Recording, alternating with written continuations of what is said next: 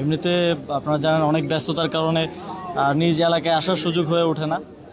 তো সেই জায়গা থেকে যেহেতু ঈদের ছুটি, সেজন্য চাইলাম যে একটু আসি, এলাকার মানুষজনের আবেগ আছে দেখা করার বা ওনাদের অনেক চাওয়া পাওয়ার বিষয় থাকে, সেগুলো শোনার জন্য এবং মোস্টলি দেখা করার জন্য এবং এলাকার কী অবস্থা সেটা দেখার জন্যই আসা। এমনিতে কোনো বিশেষ প্রোগ্রাম নেই আজকে, এমনিতেই ঈদের ছুটিতে একটু এলাকায় আসা।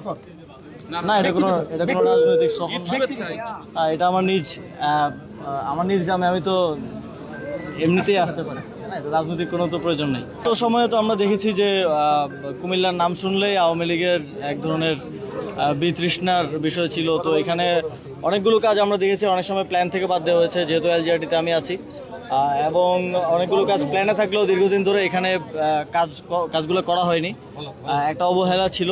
তো সেই জায়গা থেকে এটা আমাদের একদম ন্যাশনাল পলিসির অংশ। যে অঞ্চলগুলো অবহেলিত ছিল, আপনারা জানেন উত্তরবঙ্গ অবহেলিত ছিল, কুমিল্লা ছিল, এবং বগুড়া, ফেনী সহ আরও কিছু অঞ্চল আছে যেগুলো আপনারা সবাই জানেন যে বিগত সময়ে উন্নয়ন কার্যক্রমের দিক থেকে অবহেলিত ছিল। তো আমরা সেগুলোকে প্রায়োরিটি দিচ্ছি।